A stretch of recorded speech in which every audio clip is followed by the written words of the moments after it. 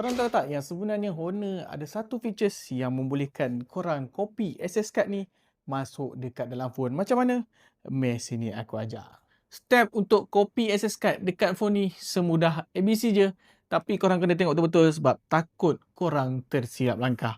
First, korang pergi dekat setting. Kemudian cari Honor Wallet. Dekat bahagian ni, korang pilih access card dan tekan add. Kemudian korang tekan copy access card. Dekat bahagian ni, korang letak access card dekat bahagian belakang. Tunggu sampai proses selesai. Proses ni mungkin ambil masa dalam 60 saat. Dan boom! Access card dah ada dalam phone korang. Jadi, lepas ni korang dah boleh buka pintu. Guna phone je. Tak perlu lagi access card. Jadi, apa pendapat korang dengan features ni? On top ke tak on top? Cuba komen dekat bawah.